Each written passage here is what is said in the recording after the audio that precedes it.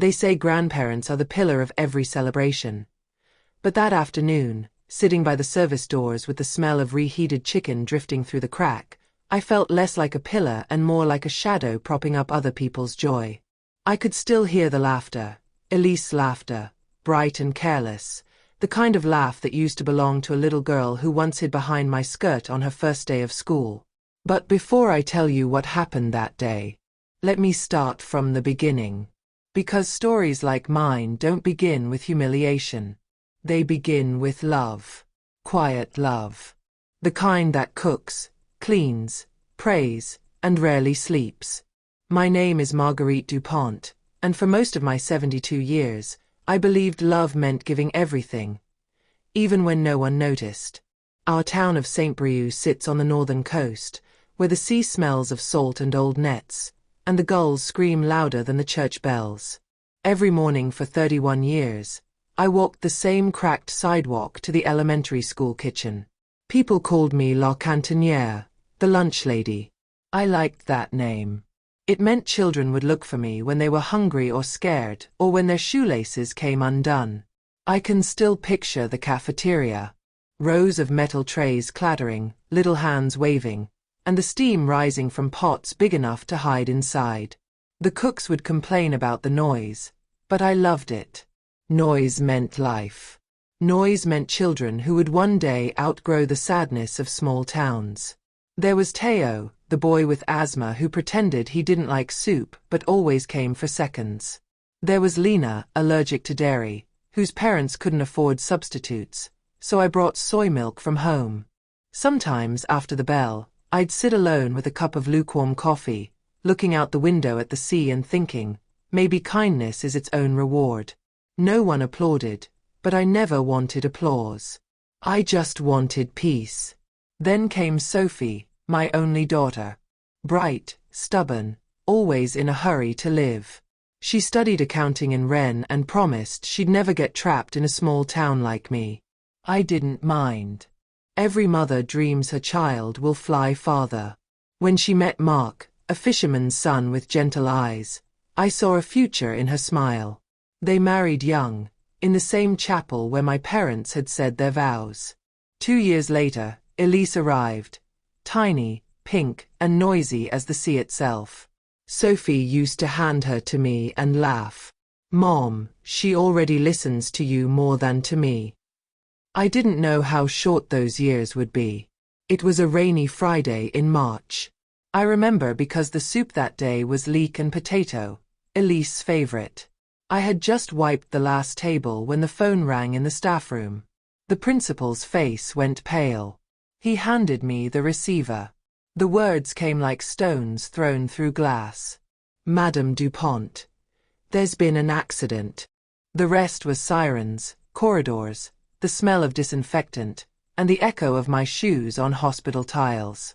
Sophie lay there, too still for 28 years old. Mark survived for 3 days, just long enough to whisper, "Take care of her, please." And then I was alone. Alone with a 6-year-old child who asked, "Grandmère, when will Mommy wake up?" That night, I sat on the edge of her bed and lied for the first time in my life. Soon my heart. Mommy's just resting. When she finally slept, I went to the kitchen and cried into a towel so she wouldn't hear. Outside, the sea kept breaking against the rocks, indifferent and endless. People said, "You're brave, Marguerite." But bravery had nothing to do with it. What choice did I have? Every morning, I packed Elise's lunch before heading to work. Peanut butter sandwiches, apples sliced thin, a note that said, "I love you more than the sea." She kept those notes, you know. I found them years later, folded inside an old jewelry box. We lived in a 2-room apartment above the bakery. The walls smelled of yeast and coffee, and in winter the pipes rattled like old bones. But Elise laughed. Always laughed. She filled the rooms with drawings, crayons on every surface, even the fridge door. Money was tight, but we managed.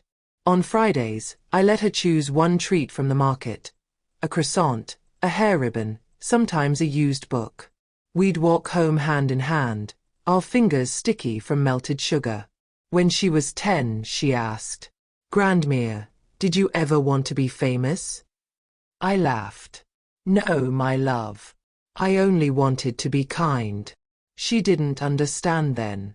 Children think kindness is easy. They don't see the sleepless nights, the bills, the fear of getting sick because there's no backup plan. But I never complained. Complaining doesn't make soup warmer or rent cheaper. Instead, I taught her the things I knew. To iron neatly, to say thank you, to listen more than she spoke. Sometimes I worried she'd resent me for our modest life. Yet each birthday, she'd make me a card that said, "To the best grandmother and mother in one." That card stayed pinned above my bed for years, yellowing at the edges, the handwriting becoming a relic of gentler days. As Elise grew older, her world expanded beyond St. Brieuc. She was brilliant, first in her class, captain of the debate team, the kind of girl teachers brag about.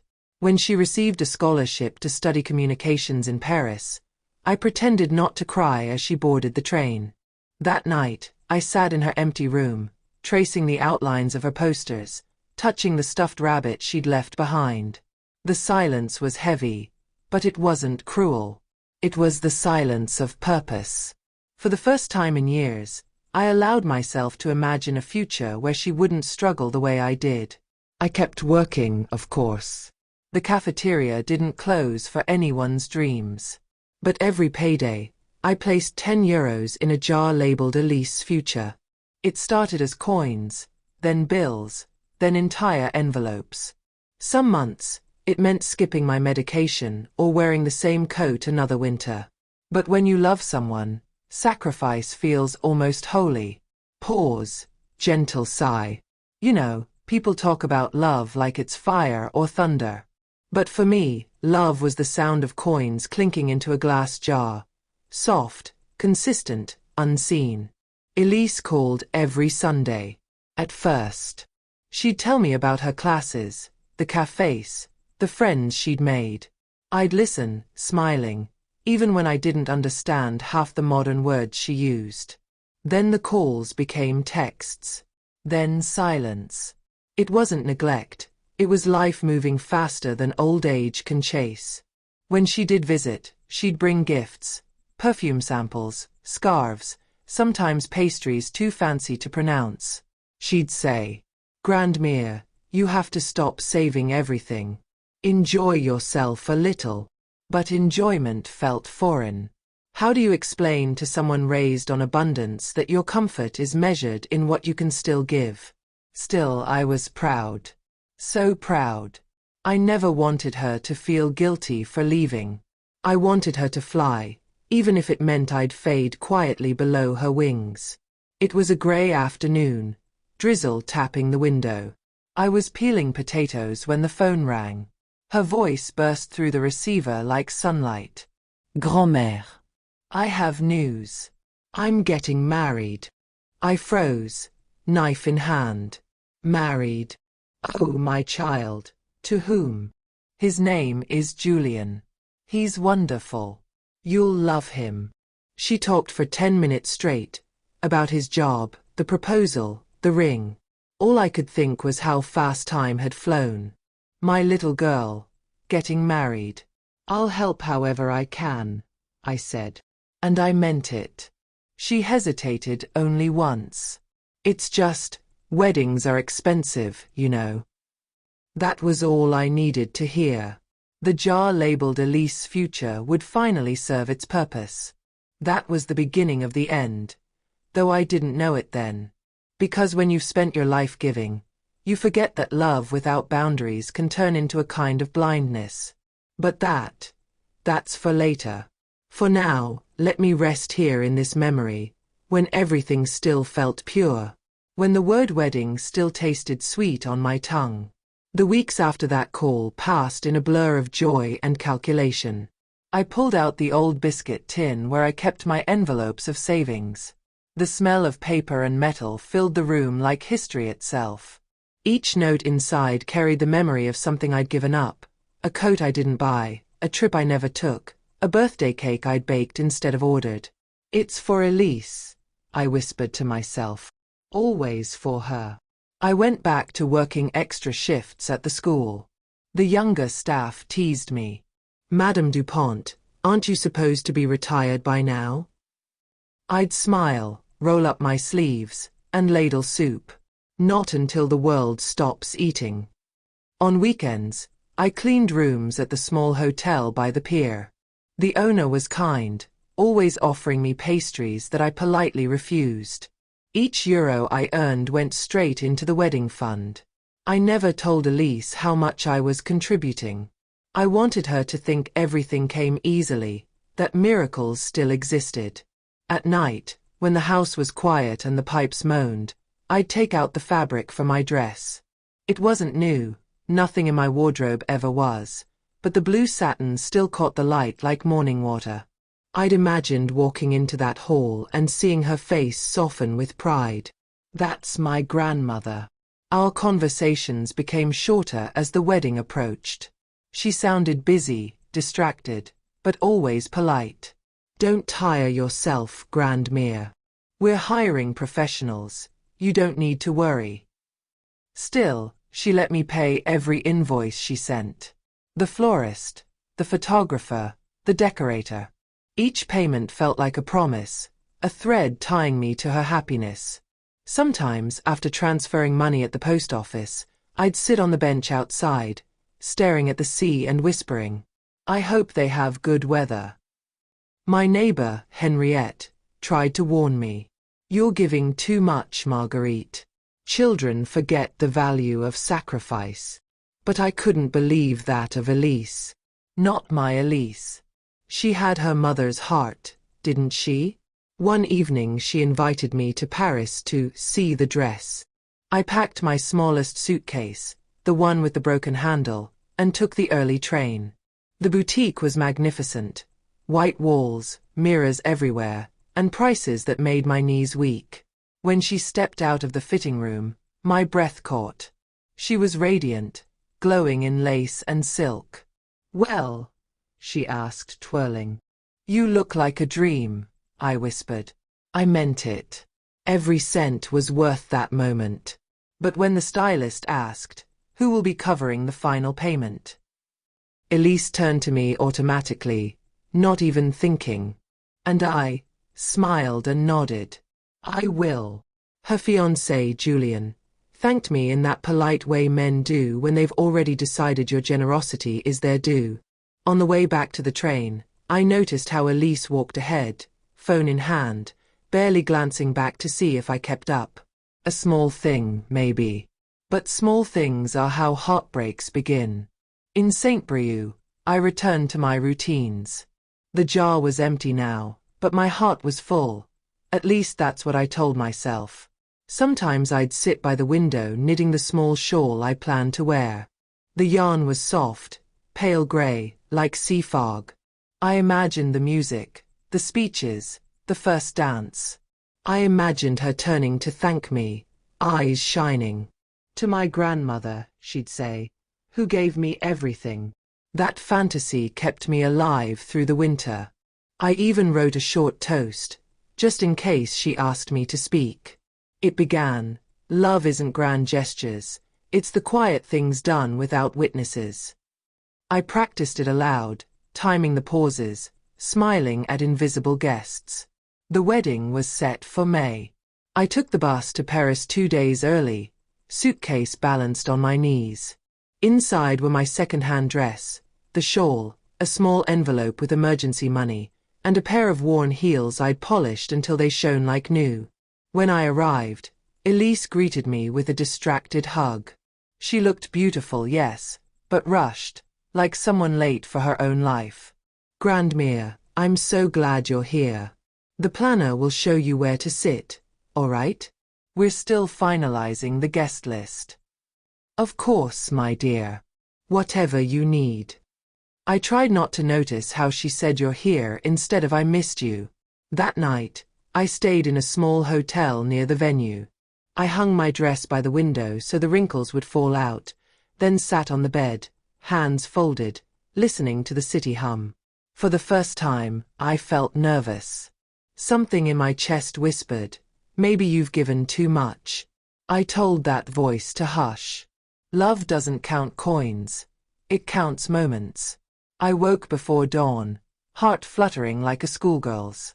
I boiled water in the tiny kettle and made tea, the same way I had every morning of my working life. Steam fogged the mirror as I fixed my hair, tucking in silver strands. I looked at myself for a long time. The lines around my mouth, the small tremor in my hand. "You've done well, Marguerite," I said to the reflection. "You made it." I put on the blue dress. It wasn't new, but under the morning light, it shimmered like faith itself. I pinned Sophie's old brooch to the collar, a single pearl, cracked at the edge, and whispered, "Come with me today, my girl." Then I slipped on my shoes, picked up the small clutch with the invitation inside, and stepped into the street. The taxi ride felt endless. Paris looked too big, too fast. Billboards, horns, strangers with somewhere to be. I pressed my palms together to steady them. "It's just nerves," I told myself. "Every mother feels this way." When the car pulled up to the venue, I gasped. A chateau, no less. Stone arches, manicured lawns, a fountain throwing light into the air. Guests already milled about in designer suits and pastel dresses. I clutched my bag tighter, afraid my second-hand shoes would betray me. At the entrance, a young woman with a clipboard stopped me. "Name, please." "Dupont. Marguerite Dupont, the grandmother of the bride." She scanned her list, brow furrowing. I don't see that here. Perhaps you're listed under family." She flipped more pages, then smiled quickly, the kind of smile people use when they're uncomfortable. "Ah, yes, Madame Dupont. You're seated near the service doors. Right this way." Her tone was kind but rushed, already turning to the next guest. Service doors. The words echoed oddly. I followed her through the hall. The chandeliers sparkled above, the air heavy with perfume and music. Every table was set with white roses and crystal glasses. But as we reached the far corner, the glamour thinned. My table stood by the kitchen entrance. The smell of food and detergent wafted through each time the doors swung open. On the table card, my name was written in elegant calligraphy. Madame Dupont, sponsor. Not grandmother. Not family. Sponsor. For a moment, I just stared. My throat tightened. Nearby, the bridal party laughed. Clinking glasses. Elise's voice rang out, joyful and distant. She hadn't even seen me yet. I sat down slowly, smoothing my dress, breathing through the sudden sting behind my eyes. You ever have one of those moments when the world keeps moving but you stop? Like time itself realizes it's carried you too far, and you're suddenly aware of how small you've become? That's how it felt. I watched waiters glide past, carrying trays I had paid for. The music swelled. Someone shouted directions for photos. And all I could think was, maybe there's been a mistake. I looked down at my hands, wrinkled, trembling slightly, and whispered, "It's all right, Marguerite. You're here. That's what matters." But deep inside, something shifted. Something quiet, but final. That was the moment I knew the day wouldn't end the way I'd imagined. The air felt heavier, the smile sharper. Somewhere between pride and pain, I sensed a truth I didn't yet want to name. I straightened my back, lifted my chin, and told myself to endure just a few more hours. After all, I'd endured a lifetime. The clinking of glasses was everywhere. Crystal, laughter, applause, each sound stabbing a little deeper. From my seat by the service doors, I could see the whole ballroom like a stage, bright and perfect, and me, backstage, unseen. The card in front of me still read sponsor. I traced the letters with my finger until the ink blurred. Sponsor. Not grandmother. Not family. I tried to tell myself it didn't matter. Titles are only words. But when the heart has spent a lifetime earning a place, words can wound more than sticks or stones. Elise floated across the room in her gown, white and soft as sea foam. She looked radiant, too radiant for sadness to reach her. Every time someone called Madame La Marie, she turned and laughed, hair catching the chandelier light. I wanted to call her name, to wave, to say, "My darling, I'm here." But a waiter pushed through the doors behind me, trays rattling, and I lost my nerve. She didn't see me. Or maybe she did, and didn't want to. You ever love someone so much you start apologizing for existing? That's what motherhood can do. You shrink yourself to make room for their brightness. They served soup first. I recognized the smell, leek and potato, the same I'd made thousands of times for other people's children. I smiled at the irony. The chef ladled it without looking at me. While the guests toasted, I remembered the first time Elise told me she wanted to marry. We'd been sitting in my kitchen. She'd been twirling her ring, shy and excited. "He says he loves my ambition," she'd said. "Then hold him to that," I'd replied. Ambition fades in people who don't know gratitude. I wish I'd repeated that advice more often. During the speeches, I clapped until my hands ached. The groom's father thanked the guests, the vendors, the planner, even the florist. When he finished, Elise leaned to whisper something, and he raised his glass again. And of course, we must thank the sponsor for her generosity. Polite applause. Heads turned toward me briefly, like spotlights glancing over a wall. Then conversation resumed. My cheeks burned. I smiled, nodding, pretending that was enough. The waiter cleared my bowl and replaced it with fish I couldn't identify. I cut into it mechanically, but each bite felt like chewing memory. I thought maybe later she'd come to my table. Perhaps introduce me to her new family, take a photo together, whisper, "Merci, grandmère." Instead, she stayed near the head table, surrounded by laughter and cameras. When the photographer called, "Family of the bride, please," I half rose from my chair. But before I could step forward, a young woman with a headset, probably the planner, blocked my way gently. "Excuse me, madam, just the immediate family for this set." I froze. Immediate family. I wanted to say, "I raised her," but my voice never found its way out. So I sat back down, folding my napkin carefully, as though neatness could hide the crack inside me. From behind the swinging doors came bursts of kitchen chatter, staff gossip, clanging pans. Every time the door opened, laughter spilled through, raw and human, unlike the polished mirth of the ballroom. I caught fragments from guests nearby. "She financed everything, you know." "Really?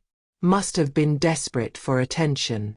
Each sentence landed like a pebble in still water. Desperate for attention. If only they knew how many nights I'd eaten soup alone just to save for this day. But I stayed still. Dignity can be a kind of armor, even when it's cracking. Then came the bride's speech. She stood, trembling slightly, tears in her eyes. "I want to thank everyone who made today possible, our families, our friends, and my wonderful husband." Applause again. She lifted her glass. "To love, to patience, and to new beginnings." No mention of me. That was the moment my chest tightened, not from anger, but from a hollow ache, like an echo in an empty church. The music changed, loud, modern, full of bass that shook the floor. Couples crowded the dance space. I tried to stay. I really did. But my legs felt heavy, my heart heavier.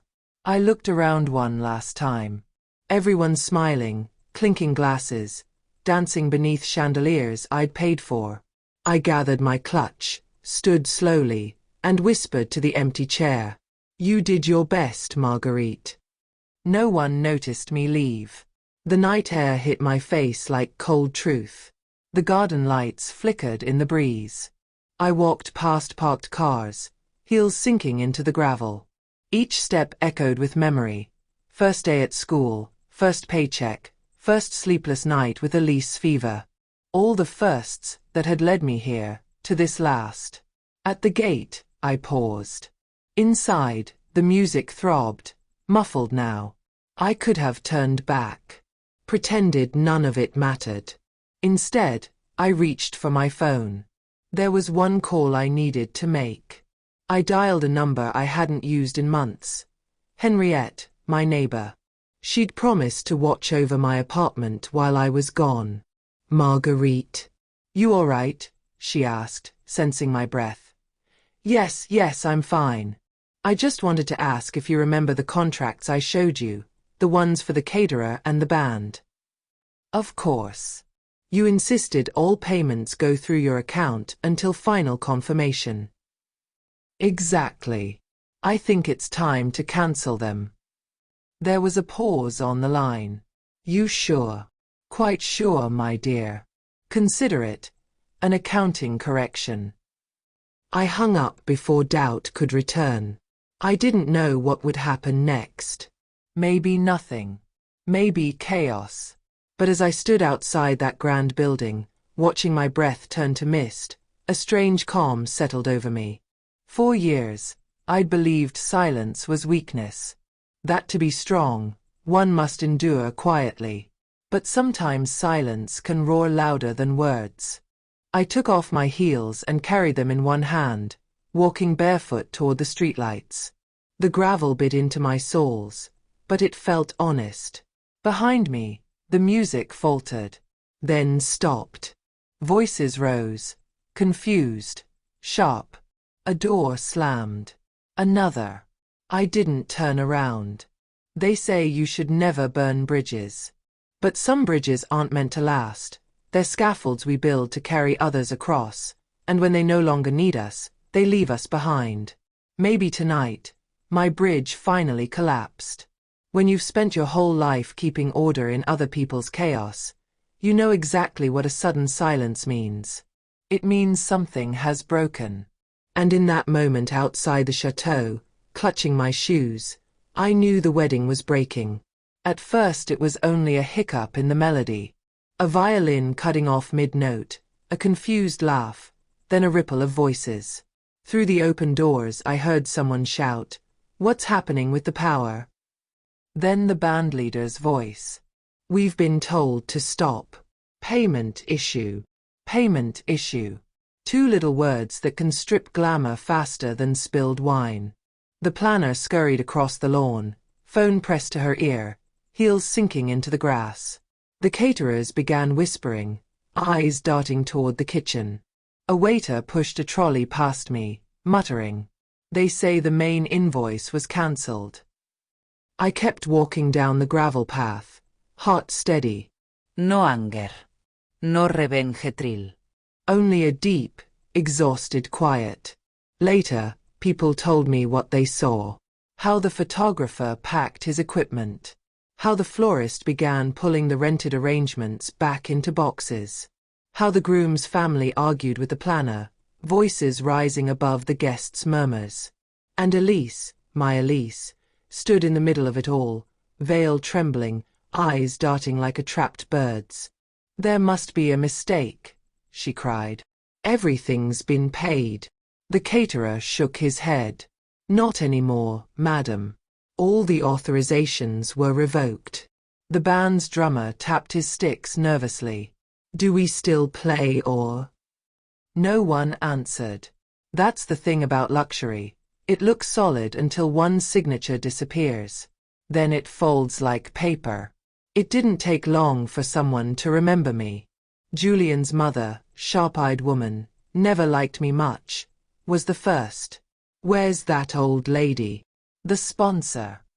They sent an usher to look for me. He found only an empty chair by the service doors, a half-finished glass of water, and a name card curling at the corners. I was halfway to the bus stop when I heard running behind me, "Grand-mère." "Wait." I turned. Elise, barefoot, her dress hitched up, face pale beneath layers of makeup. Behind her, Julian hovered, phone still in hand. "What did you do?" she gasped. I met her eyes. I corrected an error. Some accounts needed closing. "You cancelled everything? Why?" I took a breath, choosing calm over accusation. "Because, my dear, generosity is not an endless account. It needs acknowledgement, not exploitation." She blinked, tears forming. "But the guests, everything's ruined. Everything that was built on forgetting where it came from needed to fall," I said softly. Julian stepped forward, anger rising. "You embarrassed us." No, irraplia. I simply stopped pretending. For a long second, none of us spoke. Cars passed on the distant road. The wind lifted the edge of her veil. "You could have talked to me," she whispered. "I tried," I said. "All my life. In meals cooked, bills paid, notes tucked into lunchboxes. But talking only works when someone listens." She lowered her head. The makeup began to streak down her cheeks. I reached out, brushing a crumb of lace from her sleeve. "I never wanted revenge, Elise. I wanted respect. I wanted to see in your eyes that all those years meant something." "They do," she murmured. "I was just busy, overwhelmed." "Busy happens," I said. "Ingratitude is a choice." She sobbed quietly. Julian looked away, perhaps realizing that every angry word he might say would only make her smaller. I sighed. "Go back inside. Apologize to your guests. Start your marriage with honesty. Tell them the truth, that love without gratitude collapses, like your wedding tonight." Then I turned toward the road. Her hand caught my arm. "Will you forgive me?" "Always," I said. "Forgiveness is easy. Trust isn't." And I walked away. The last bus to St. Brieuc was nearly empty. The driver glanced at my dress and smiled politely, probably thinking I'd come from someone else's party. Through the window, Paris blurred into streaks of gold and grey. I thought of Sophie, her laugh, her patience. Would she have done the same? Maybe not. She was softer than I am. But I like to believe she would have understood that love, to survive, must sometimes draw a line. When I reached home, Henriette was waiting by the gate, robe wrapped around her shoulders. "You did it, didn't you?" she asked. I nodded. She didn't scold, didn't praise. She simply opened her arms. We stood there for a long time, two old women under the street lamp, holding the silence between us like a secret prayer. News travels fast in small towns.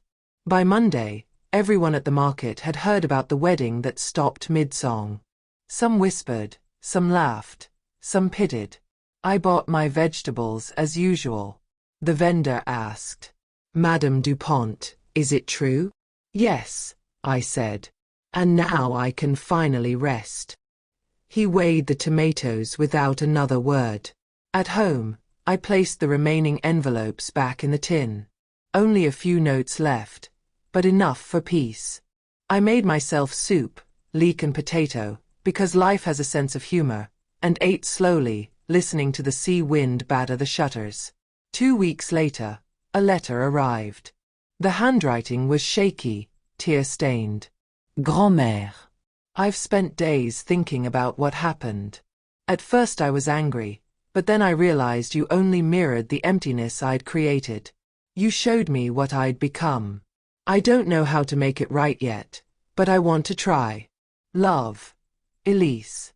I folded it carefully and placed it inside the jar that once held my savings. This time, the jar wasn't for money. It was for words that finally had meaning. You know, people think age makes you bitter. But it's not bitterness. It's clarity. When you reach a certain point, you stop begging to be seen. You realize that love isn't measured by how much you give, but by how gently you guard what's left of yourself.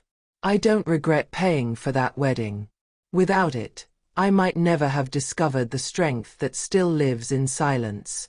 A month later, There was a knock on my door. When I opened it, Elise stood there, hair pulled back, eyes tired but honest. She held out a small envelope. "For the caterer," she said. "We paid them back. Julian and I wanted you to know." Then she hesitated. "May I come in?" I stepped aside. We sat at the same kitchen table where she'd once done her homework, the afternoon light soft on her face. "I don't deserve forgiveness," she whispered. "Forgiveness isn't something you deserve," I said. "It's something you recognize." She reached across the table, taking my hands. "I forgot who raised me," she said. "But I remember now." For the first time in years, tears came easily. Not from pain. From relief. That evening we cooked together. Simple food, soup, bread, a slice of apple tart. We ate in silence, the comfortable kind this time. When she left, she kissed my cheek and promised to visit soon. And though I knew life would pull her away again, I also knew she'd never forget to look back. As I cleared the table, I found her napkin folded neatly beside her plate. On it, she'd written 4 words in pen. "Thank you for everything." So, my dear listener, if you've stayed with me this far, maybe you understand why I had to walk away that night. It wasn't pride. It was preservation. We grandparents, parents, quiet workers, we give and give until people forget we can also take back our silence. And sometimes, silence teaches louder than shouting ever could. I don't know if I'll live to see Elise's children. But if I do, I'll tell them stories, not of money or weddings, but of courage. Of how love must be humble, yes, but never invisible. I'll tell them that their great-grandmother once stood by the service doors of a grand hall, unseen, and that when she finally walked out, the world noticed. Because sometimes, the music has to stop, so the truth can be heard. People imagine peace as silence without pain. But true peace, it's the kind that holds pain like an old photograph, kept, not forgotten. After the wedding, days slipped into weeks quietly. No fireworks, no revende, no applause. Just quiet mornings with coffee and the slow acceptance that life had turned a page without asking. In St. Brieuc, gossip ages slower than bread. At the bakery, people still lowered their voices when I entered. Some looked at me with sympathy, others with judgment. "She ruined her granddaughter's wedding," one woman whispered. "No," another said, "she taught them a lesson." I smiled at both. People will choose the story that makes them comfortable. For me, it was simpler. I didn't ruin anything. I just stopped financing my own invisibility. Every day I rose before dawn, as I had for 30 years. I made tea, opened the window, and listened to the gulls. The sea still smelled of salt and promise, indifferent to human dramas. Sometimes, I'd imagine the ballroom, empty now, chairs stacked, floors mopped, waiting for the next celebration to fill it. Life is like that hall, ready to be redecorated by whoever needs to learn their lesson next. I didn't regret what I'd done, but regret isn't always the enemy. It's a teacher. It whispers, maybe next time, love differently. One afternoon, the postman brought an envelope with Elise's handwriting. Inside was a photograph. The 2 of us at the seaside when she was 10, both squinting against the sun. On the back she'd written, "I remember now." No long explanations. No apologies. Just that. I pressed the photo to my chest. Maybe that's what forgiveness looks like when words run out. Simple, honest, unfinished. A few weeks later, I heard her voice again at my door. Grand-mère. She looked different, hair tied back, no makeup, a nervous half-smile. In her hands, a bouquet of wildflowers, not store-bought roses. "Come in," I said. We sat at the table, just as we had the first night after Sophie died. Back then, she was a child learning to live without a mother. Now she was a woman learning to live with guilt. Julian and I moved back from Paris, she said. We needed to start smaller. I nodded. Sometimes smaller is safer. It's where gratitude fits best. She laughed softly. You always talk in riddles. That's age, my dear. It shortens the words but deepens the meaning. We drank tea in silence. No explanations. No acquiesctions. Just presence. Before she left, she reached into her bag and pulled out a small velvet pouch.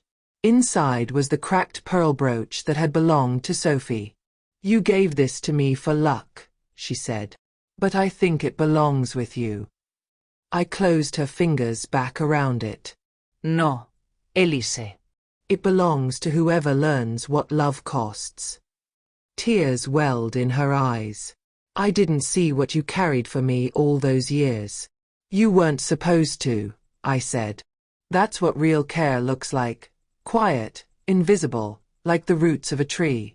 You only notice them when they're gone. We hugged at the door.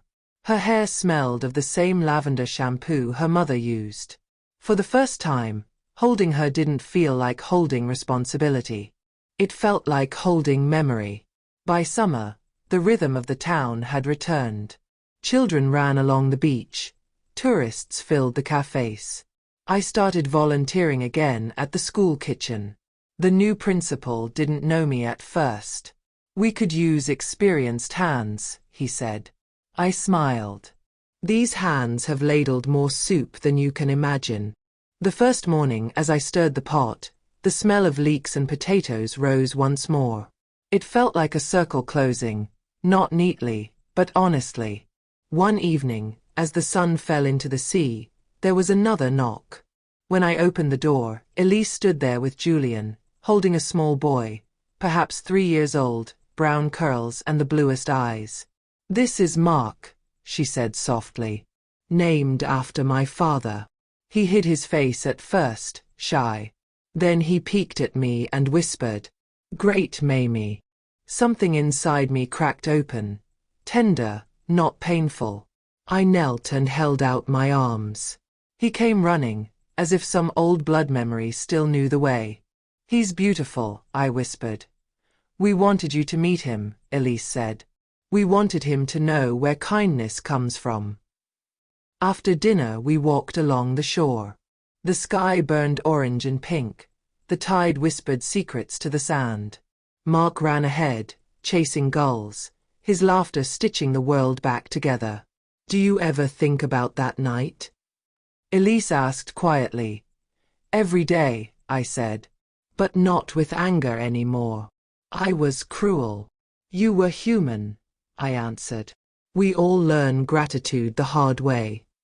She nodded. I tell Mark stories about you. About the woman who fed half the town. I chuckled.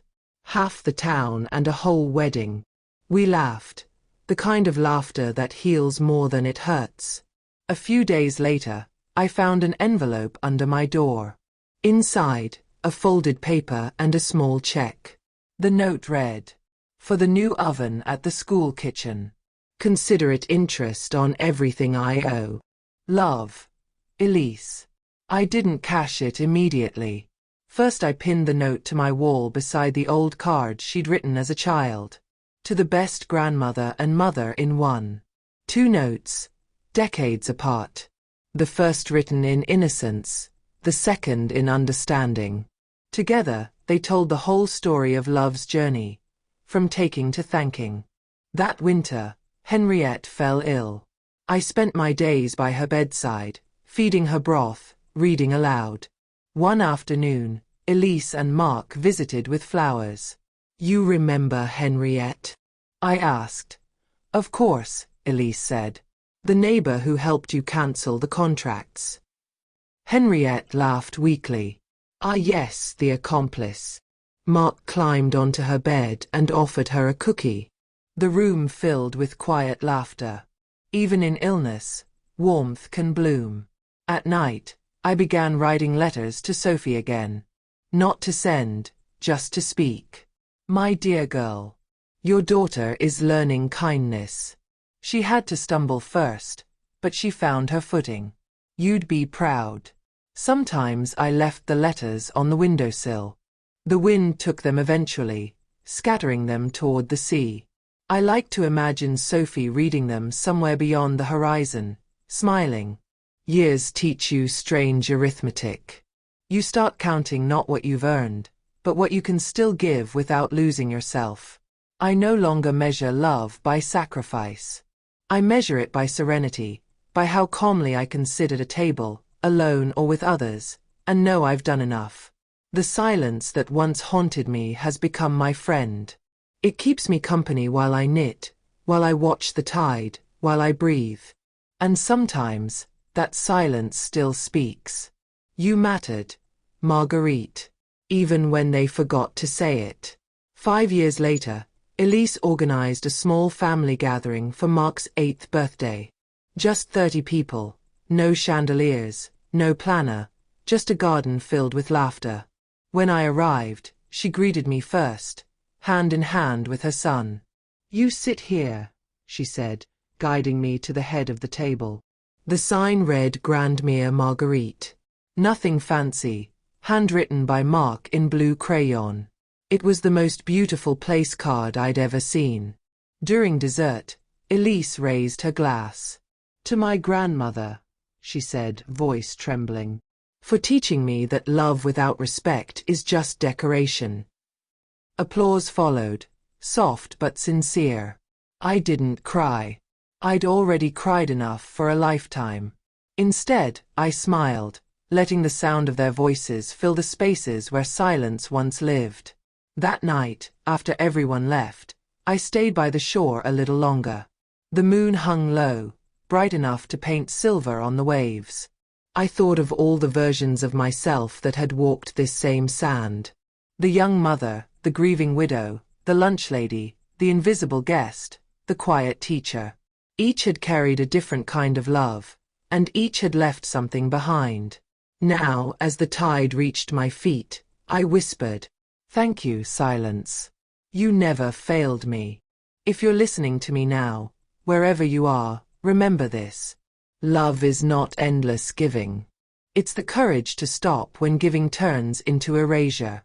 It's the strength to walk away from the table so others can see what they've lost.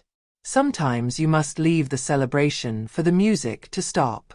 And when it does, maybe, just maybe, the silence will speak louder than all the applause in the world. That silence once humiliated me. Now, it humbles me. Because it carries the echo of everything I was brave enough to become.